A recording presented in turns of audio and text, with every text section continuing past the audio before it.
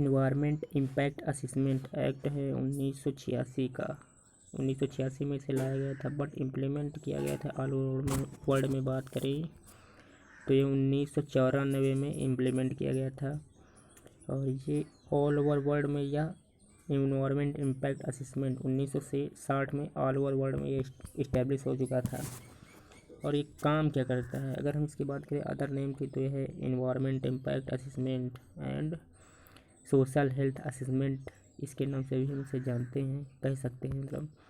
और इसका काम क्या है कि जब कोई गवर्नमेंट या निजी कंपनी डेवलपमेंट प्रोजेक्ट जो है लाती है तो वह प्रोजेक्ट उस विशेष क्षेत्र या इन्वायरमेंट पर क्या इम्पैक्ट डालती है, तो ये होता है environment impact assessment.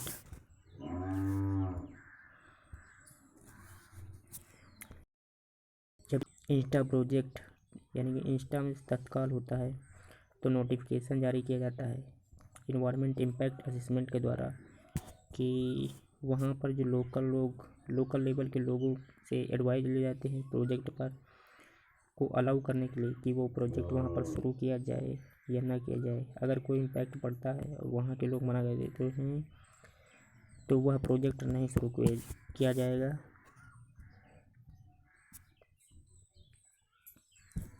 Environment impact process में यदि कोई दूसरे को गलती नज़र आती है तो वह अपने विचार जो है प्रस्तुत कर सकता है, रिप्रेजेंट कर सकता है कि इसके क्या विचार हैं। ठीक है। कैटेगरी नंबर, अगर कैटेगरी B2 की बात करें तो वह प्रोजेक्ट आते हैं जिससे इन्वायरमेंट अप्रूवल की ज़रूरत नहीं होती है, जैसे कि डिफेंस रिलेटेड या कोई प्रोजेक्ट है या कोल से रिलेटेड, या अगर MSME से रिलेटेड यानी कि गवर्नमेंट के ट्रेड से रिलेटेड अगर कोई भी प्रोजेक्ट है तो उसे क्या किया जाएगा, उसे अप्रूवल की जो है ज़रूरत नहीं होती है। पोस्ट फैक्टो की बात करें तो प्रोजेक्ट लगाने के बाद अप्रूवल ले लिया जाता है उनसे। ठीक है। तो यहाँ पर अगर बात करें तो essential component of environment impact assessment के होते क्या हैं, तो हम ये देखने वाले हैं। तो यहाँ की बात करें तो हमारा स्क्रीनिंग, स्कोपिंग, एस्टिमेशन यानी कि मूल्यांकन की बात करें, इवैल्यूएशन हो गया, डेवलपमेंट ऑफ ऑल्टरनेटिव यानी कि दूसरा विकल्प कोई होना चाहिए डेवलपमेंट का। ठीक है। तीसरे की बात करें तो डेवलपमेंट प्रोजेक्ट इन्वायरमेंट पर इम्पैक्ट की रिपोर्टिंग करना, ये भी एक इसका एसेंशियल कंपोनेंट है।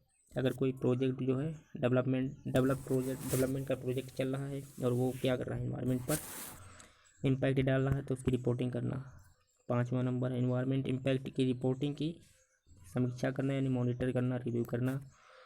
6 नंबर है डिसीजन मेकिंग, फैसले देना कि क्या सही है क्या गलत है। जो हमारा इन्वायरमेंट इम्पैक्ट असेसमेंट जो आया है वो सही इम्पैक्ट डाल रहा है, जो इन्वायरमेंट पर जो हमारा प्रोजेक्ट आया है वो कैसा इम्पैक्ट डाल रहा है, इसके बारे में मॉनिटर करना है। 7 नंबर की बात करें तो देखभाल करना है, शिकायत करना है यानी कि जो भी हमारे कॉन्सिक्वेंसेस हैं उन्हें रिड्रेसल के लिए अप्लाई करना है। बाधा एंड पर्यावरण की बात करें, क्या क्या हमारी उसमें समस्याएं आ रही हैं, कॉन्सिक्वेंसेस आ रहे हैं, हिसाब किताब यानी कि मूल्यांकन करना, इवैल्यूएशन करना। अब यहाँ हम बात करने वाले हैं इन्वायरमेंट इम्पैक्ट असेसमेंट 2020 को स्ट्रॉन्ग करने के लिए 4 रीजन क्या क्या हैं, तो जिससे ये बहुत ही मजबूत हो गया है। तो हम देखने वाले हैं इन्वायरमेंट इम्पैक्ट असेसमेंट 2020। ठीक है। यदि कोई केमिकल प्रोजेक्ट लगाता है जो क्या, जैसे जो भोपाल त्रासदी गैस हुई थी जिसमें बहुत से लोगों की जान चली गई थी, यदि ऐसा कोई प्रोजेक्ट लगाता है तो उसमें लोकल लोगों की राय की अनिवार्यता का पालन होना चाहिए। ठीक है। और इसे गवर्नमेंट घटाकर कम कर रही है। ठीक है। लेकिन वास्ट पर्टिकुलर ऑफ पीपल, ज़्यादा से ज़्यादा लोग जो है इसमें पार्टिसिपेट करें, vast participation of the people. ठीक है। यहाँ पर बात करें तो इंडस्ट्री हो गई, कोयल and other acid manufacturing company की बात कर लें का जल, जैसे जल से रिलेटेड नदी, वायु, पर्यावरण पर प्रभाव अगर कोई पड़ रहा है तो वहाँ पर कोई सोल्यूशन या इस पर बात ना करना, ये एक सबसे बड़ी गवर्नमेंट की गलती होती है। तो तीसरा नंबर हमारा क्या है, large and small medium industry को गवर्नमेंट यदि एक बार उसे अलाउ कर देती है तो प्रोजेक्ट लगाने के बाद उसका इन्वायरमेंट इम्पैक्ट असेसमेंट करना गलत है। यानी कि जब गवर्नमेंट क्या होती है कि जैसे कोई प्राइवेट कंपनी है, वो गवर्नमेंट के पास गई और उसे इन्वायरमेंट इम्पैक्ट असेसमेंट लेना है, तो वो क्या करेगी, या गवर्नमेंट ही कोई अपना प्रोजेक्ट लगा रही है तो वहाँ पर पहले अपनी फैक्ट्री इस्टेब्लिश कर देगी, बाद में वो क्या करेगी, इन्वायरमेंट इम्पैक्ट असेसमेंट सर्टिफिकेट लेने के लिए अप्लाई करेगी। तो जब वो उसने अपने सारे रिसोर्सेज वहाँ पर इस्टेब्लिश कर दिए गए हैं, तो अब बाद में अप्रूवल लेने से क्या फ़ायदा। अब अप्रूवल लेंगे तब भी जो वो वहाँ रिसोर्सेज यूज हुए हैं वो उनका मतलब वो क्या हो सकते हैं, ख़राब हो सकते हैं। अब उन्हें इस फैक्ट्री को हम तोड़े फोड़ेंगे तो क्या हो जाएगा, तो वहाँ पर हमारा गलत इम्पैक्ट पड़ेगा क्योंकि हमारे रिसोर्सेज नष्ट होंगे। जब इसीलिए बाद में इन्वायरमेंट इम्पैक्ट असेसमेंट लेना, यानी कि इंडस्ट्री इस्टेब्लिश कर दी है उसके बाद में इन्वायरमेंट इम्पैक्ट असेसमेंट लेना सही नहीं है। तो इसलिए गवर्नमेंट, ये भी एक लू फॉल है इसका बहुत बड़ा। तो 4 नंबर की बात करें तो इंफ्रास्ट्रक्चर एक्सेस इन इकोलॉजिकल क्षेत्र में सेंसिटिव कर दिया जाए। जैसे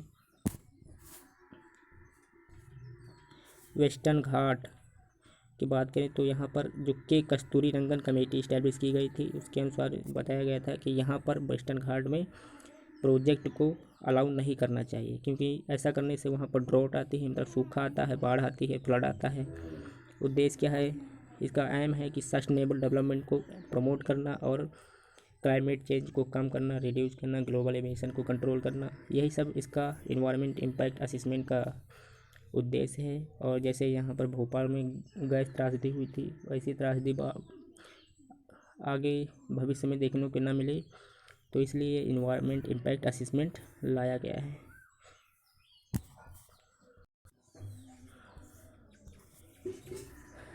ministry of earth and science की बात करें तो यहाँ पर knowledge resource centre network portal बनाया गया है, जिसे हम KRCN के नाम से जानते हैं एंड मौसम के नाम से जानते हैं। लॉन्च किया गया है कनेक्टेड मौसम, यानी कि मौसम ऐप है जो ministry of earth and science ने लॉन्च किया है।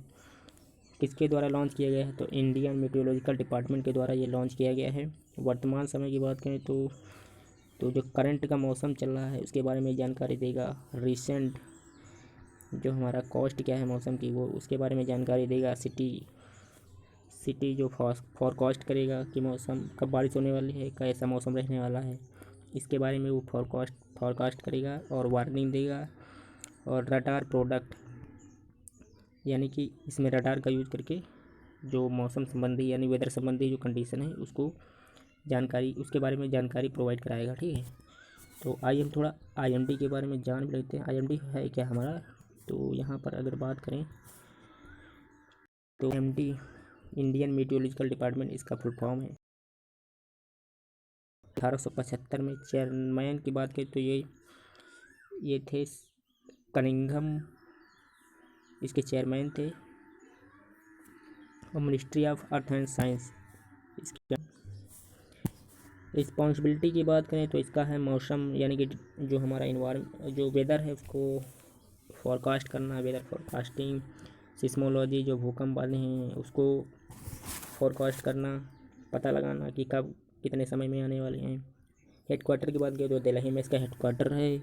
और ऑब्जर्वेशन सेंटर, ये क्या है, इन अंटार्कटिका में इसका एक वो है ऑब्जर्वेशन सेंटर, तो इंडिया में तो है ही है।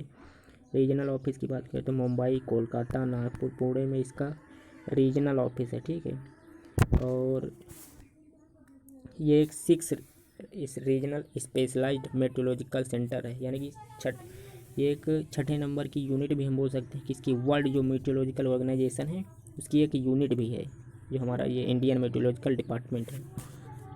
तो यहाँ पर रिस्पॉन्सिबिलिटी तो हमने देख लिया था। यहाँ पर क्या है, रिस्पॉन्सिबिलिटी में इसकी है warning tropical cyclone in northern region में, इंडियन ओशन रीजन में। ठीक है, साथ ही साथ में ये किसके बारे में फोरकास्ट करता है, ये अपने देश इंडिया के लिए तो फोरकास्ट करता ही करता है, ये बाहर के लिए भी फोरकास्ट करता है। जैसे यहाँ पर क्या है, यहाँ पर है मलक्का स्ट्रेट, कहाँ पड़ता है, ये पड़ता है इंडोनेशिया और सिंगापुर वाले रीजन में, यानी कि जो हमारा साउथ ईस्ट एशिया है वहाँ पर।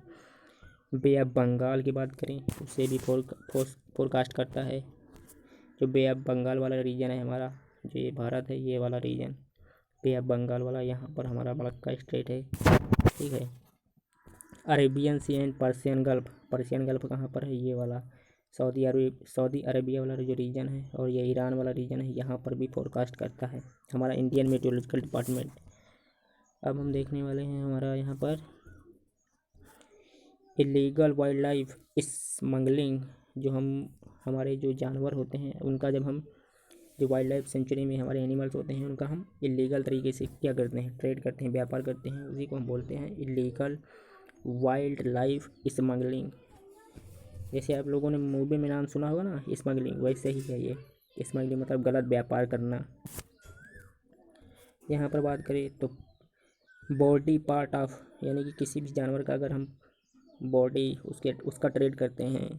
एंड पैंगोलिन्स की बात करते हैं, एशियाई भालू, हिरन, ये सब हो गए इलीगल ट्रेड देश।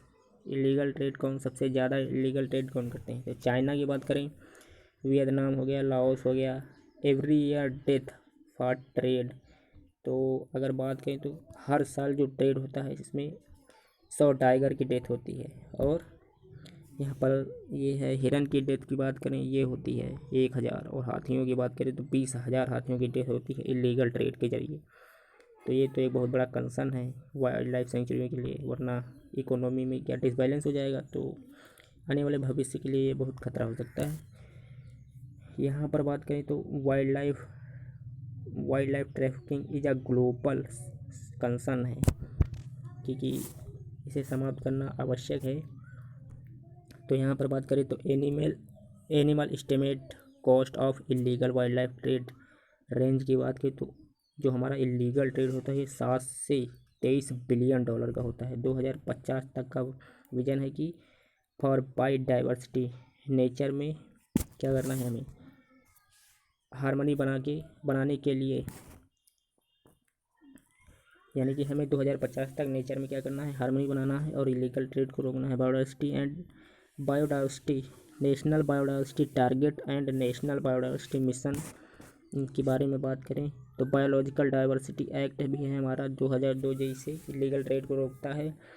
और ये वाइल्ड लाइफ सेंचुरी एक्ट 1972 है जो भी इसे भी रोकता है, ठीक है।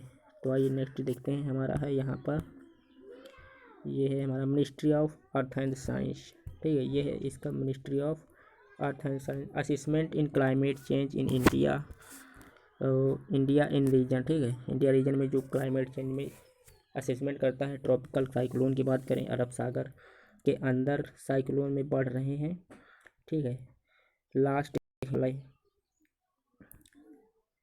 लास्ट 20 ईयर में, ठीक है। तो यहाँ पर अगर बात करें यानी कि ट्रॉपिकल रीजन यानी जो अरब सागर वाला रीजन है उसमें साइक्लोन की संख्या बढ़ रही है।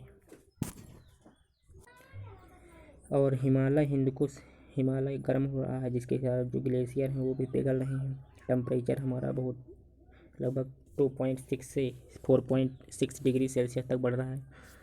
तो यानी कि सबसे ज़्यादा अगर हमारा जो साइक्लोन आता है किस रीजन में आता है, ये हो गया बे ऑफ बंगाल, ये हो गया अरेबियन से, सबसे ज़्यादा तो यहाँ आते हैं बे ऑफ बंगाल में।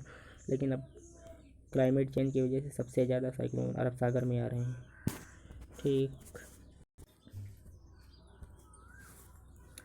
Wild life institute of India global tiger जनगणना का पार्ट भी है। ये बना था कब बना था, ये 1982 में बना था। Ministry of environment forest and climate change, Dehradun Uttarakhand में इसका हेडक्वार्टर बना हुआ है, यानी कि ये इंस्टीट्यूट देहरादून में है उत्तराखंड के अंदर।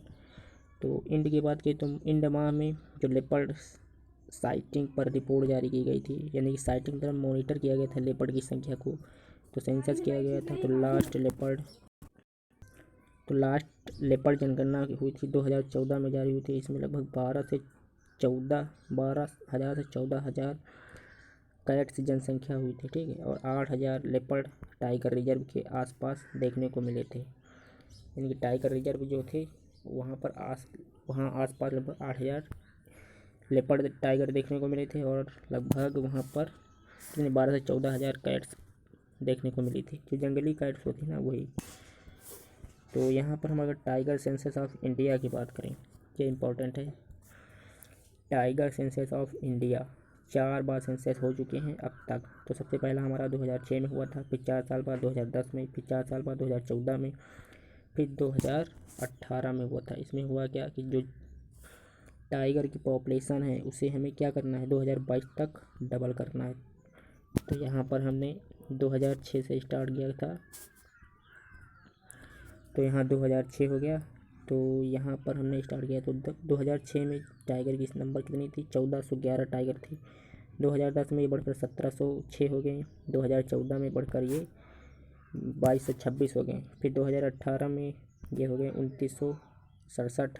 ठीक है, ये हो गए। उसके बाद में क्या हुआ, स्टेट विथ मोस्ट टाइगर में सबसे ज़्यादा टाइगर कहाँ किस स्टेट में पाए जाते हैं, तो 526 टाइगर पाए जाते हैं मध्य प्रदेश में, फिर कर्नाटका में 524, फिर मध्य प्रदेश के बाद में कर्नाटका, फिर उत्तराखंड में 442 पाए जाते हैं, महाराष्ट्र में 312, तमिलनाडु में 264 और केरला एंड आसाम की बात करें तो 190 टाइगर इसमें पाए जाते हैं। और यहाँ पर इंटरनेशनल टाइगर डे 29 जुलाई को मनाया जाता है। इंटरनेशनल टाइगर डे 29 जुलाई को मनाया जाता है। एवरी ईयर 29 जुलाई को टाइगर डे मनाया जाता है। स्लोगन क्या है, their survival in our hands, यानी कि जो हमारे टाइगर का सर्वाइवल है ये हमारे हैंड में है। ठीक है, ये हमारी जो थी स्लोगन होता है। 2010 की बात करें तो सेंट पीटर्सबर्ग डिक्लेरेशन में 2000 ये डिक्लेयर किया गया था कि 2022 तक जो हमारी टाइगर है इनकी पॉपुलेशन को डबल करना है, ये हमारा टारगेट होगा। तो यहाँ पर नेशनल टाइगर कंजर्वेशन अथॉरिटी ये बनाई गई थी 2005 में। रिसेंट टाइगर टास्क फोर्स बनाई गई थी प्राइम मिनिस्टर ऑफ इंडिया के द्वारा, पर किसके लिए, management of the tiger and tiger reserve in India. और यह बात करें तो यहाँ पर हुआ था टाइगर प्रोटेक्शन प्रोग्राम स्टार्ट किया गया था 1973 में गवर्नमेंट ऑफ इंडिया के द्वारा। तो यहाँ पर वर्ल्ड वाइड फंड ने इसे सहयोग भी किया था यहाँ पर। ठीक है, ये यानी कि टाइगर प्रोटेक्शन प्रोग्राम स्टार्ट किया गया था 1973 में, ये है। तो हमें ये याद रखना है किस रेट से जो ग्रोथ हुई टाइगर की, तो 1% रेट के साथ टाइगर के नंबर में जो ग्रोथ हुई सबसे ज़्यादा मध्य प्रदेश में है, कर्नाटका में, फिर उत्तराखंड, महाराष्ट्र, तमिलनाडु, केरला, ये हमें याद रखना है। एनुअली रिपोर्ट सबमिट करते हैं पार्लियामेंट को कौन, नेशनल टाइगर कंजर्वेशन अथॉरिटी। ये जो हमारी पार्लियामेंट है उसको एनुअली हर साल रिपोर्ट प्रस्तुत करती है कि कितने टाइगर की नंबर हमारी बढ़ी है या घटी है। अब हम देखने वाली है यहाँ पर फॉरेस्ट राइट एक्ट 2006 का है। State level steering committee chairperson कौन होते हैं, चीफ मिनिस्टर होते हैं। और यहाँ पर बात करें तो यहाँ पर हम नेक्स्ट बात करने वाले हैं, एशियन डेवलपमेंट बैंक ने साइन किया है 200 million financial deal with the Reliance Bangladesh LNG, ये बांग्लादेश की है, एंड पावर लिमिटेड के द्वारा। तो RBLP शॉर्ट में से बोलते हैं। तो बिल्डिंग किसके लिए, 718 megawatt combined cycle gas fired power plant in Bangladesh में स्टैब्लिश करने के लिए। प्लांट की बात करें तो प्लांट लोकेटेड कहाँ होगा, Bangladesh power development board near, जो कम करेगा बांग्लादेश, क्या करेगा, बांग्लादेश की जो इलेक्ट्रिसिटी इंपोर्ट है उसको कम करेगा। तो अब हम बात करें, Asian development bank provided 100 million and other 100 million from the leading Asia private infrastructure fund के द्वारा 2016 में बनाया गया था, इसका दिया गया है। तो वो तो इम्पोर्टेंट है, लेकिन हम ये वाला, ये हमारा बेसिक है, ये हम पढ़ने वाले हैं। तो ये हमारा है यहाँ पर एशियन डेवलपमेंट बैंक। हेडक्वार्टर की बात करें तो मनीला फिलीपींस में है, ये साउथ ईस्ट एशिया में। ठीक है, और यहाँ पर बात करें तो लगभग मेंबर की बात करें तो 68 देश इसके मेंबर हैं। और पर्पज़ क्या है, इकोनॉमिक डेवलपमेंट यानी कि इकोनॉमी को डेवलप करना है, फाउंड किया गया था 19 दिसंबर 1966 में इसे फाउंड किया गया था। हेडक्वार्टर हमने बता दिया था फिलीपींस में है। 1.5 बिलियन डॉलर जो है कैपिटिव गिव फॉर जापान को इसने दिया है, ठीक है। और इंटरनेशनल कोऑपरेशन एजेंसी और Reliance Bangladesh LNG and power is a $1.149 join किया है, यानी कि ज्वाइन किया है 51:49 के रेशियो में इसे ज्वाइन किया है, ठीक है। तो यानी कि इसने लोन दिया है, मतलब किसने लोन दिया है, जो हमारी ये है लीडिंग इन एशिया, ये वाली बात कर रहे हैं। Leading Asia private infrastructure fund ने 2000 इसने जापान को और जो हमारी ये कंपनी इसे लोन दिया है। यहाँ पर जो है क्या है, वेंचूर बिटवीन द अनिल अंबानी, ये जो है अनिल अंबानी ग्रुप है, Reliance power group and Japan का जो जेरा है, यानी कि जापान हो गया इंटरनेशनल, जापान की जो जेरा हो गई, ये फाइनेंशियल इंस्टीट्यूशन है जेरा, ठीक है। तो ये हो गया, इन्होंने मिलकर काम करने की बात की है पावर सेक्टर में अंडर द बांग्लादेश के अंदर, ठीक है। तो आइए देख लेते हैं। अब हमारा नेक्स्ट है ये DSTPO।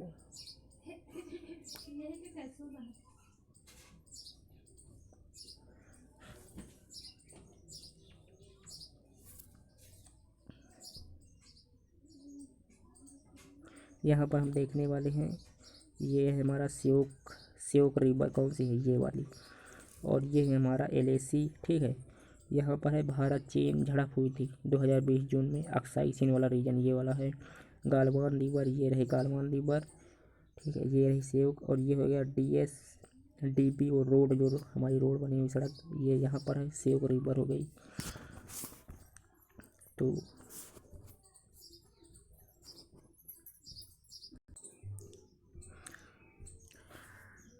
यहाँ हम बात करने वाले हैं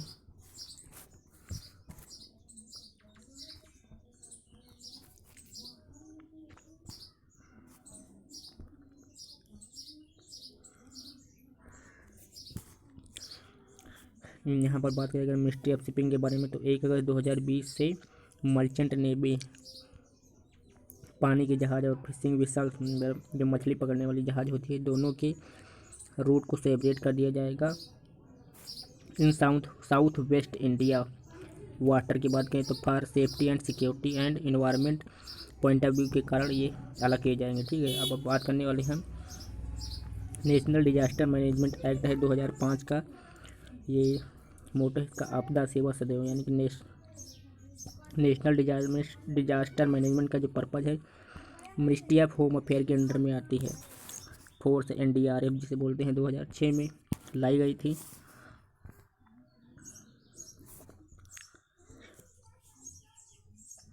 और ये बात करें तो नेशनल डिजास्टर मैनेजमेंट अथॉरिटी अलग अलग देशों में ये काम कर चुकी है और करती है, जैसे इंडोनेशिया, जापान ETC के लिए भी ये काम करती है। NDRF जैसे सेंट्रल लेवल पर जो इसके चेयरमैन होते हैं वो PM होते हैं, स्टेट लेवल पर CM होते हैं और डिस्ट्रिक्ट लेवल पर इसके चेयरपर्सन DM होते हैं, जो इसको मॉनिटर करते हैं। कहीं भी आपदा होती है तो उसकी देख रेख करते हैं। और यहाँ पर हम बात करने वाले हैं, यहाँ पर है इन्वेस्टेट है, ठीक। इन्वेस्टेट इंडिया रिपोर्ट है 2020 की, ये जारी की जाती है किसी नेशनल स्टेटिकल ऑर्गेनाइजेशन के द्वारा। और यहाँ की बात करें तो अधिक तापमान, सबसे ज़्यादा तापमान कहाँ दर्ज किया गया, तो राजस्थान में 20 डिग्री सेल्सियस, उत्तर प्रदेश, फिर झारखंड। यहाँ पर 2019 से पहले 2010 एंड 2012 में हाईएस्ट हीट लेवल देखने को मिला, ठीक है। तो यहाँ पर अगर बात करें राष्ट्रीय स्वच्छता केंद्र, ये इसके लॉन्च किया गया था किसके द्वारा, PM मोदी के द्वारा 2017 में। डे आफ्टर चंपारण सत्याग्रह जो हुआ था उसी के दिन लॉन्च किया गया था 2017 में राष्ट्रीय स्वच्छता केंद्र। तो इसे कौन कौन, ये गांधी स्मृति एंड दर्शन समिति एट नई दिल्ली में है, और स्वच्छ भारत मिशन भी इसे रिप्रेजेंट करता है।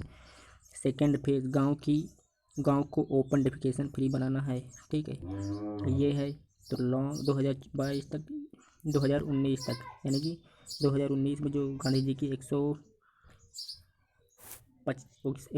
कितनी जन्मी, गांधी जी की 185वीं जयंती पर इसे क्या करना था, कंप्लीट करना था। ओपन गांव, यानी कि गांव को, गांव वाले एरिया को ओपन डेफिकेशन फ्री बनाना था। तो 100%, 100% तो ये कंप्लीट नहीं कर पाए। तो लॉन्ग गैप 125 ईयर बाद 140 तितलियों की जो स्पीसीज़ हैं, वो प्रजाति हैं, वो मिली है, जिसमें 77 जो हैं, 77 की बात करें तो वो न्यू प्रजातियां हैं, ठीक है। मिली कहाँ पर हैं, ये मिली हैं ये महाराष्ट्र में हिली स्टेशन पर मिली हैं, ठीक है। तो महाराष्ट्र में हिली स्टेशन वेस्टर्न घाट में मिली हैं। हिली स्टेशन अर्थ है पहाड़ी पर जंगल। तो एसेंसिटिव रीजनल है, ठीक है। Ministry of earth and science, environment and forest and climate change के अंडर में इको सेंसिटिव जोन है, जहाँ पर मतलब पेड़ ओड़ नहीं काटे जा सकते हैं और उसमें ज़्यादा एक्टिविटी भी नहीं अलाउ है। तो वो रीजन होता है इको सेंसिटिव जोन के रीजन के अंडर। तो नोट की बात करें तो 1894 में आइडेंटिफाई किया था 78 तितलियों की स्पीसीज़। ये है हमारा जो ये मिक्स है। इस लेक्चर में जितना भी हमने पढ़ाया है वो बेसिक प्लस करंट अफेयर्स दोनों हैं। 2021 के लिए यूपीएससी की तैयारी कर रहे हैं या अदर एग्जाम से भी, सभी में ये लगभग पूछा जाएगा और ये बेसिक भी है। ये लगभग आने वाले सभी एग्जाम में भी इम्पोर्टेंट होगा, क्योंकि हमने बहुत मेहनत से नोट्स बनाकर इसमें पढ़ाया हुआ है और ये नोट्स कभी बेकार नहीं जाएंगे, क्योंकि करंट और प्लस बेसिक दोनों हैं। तो थैंक यू फ्रेंड, मिलते हैं नेक्स्ट लेक्चर में।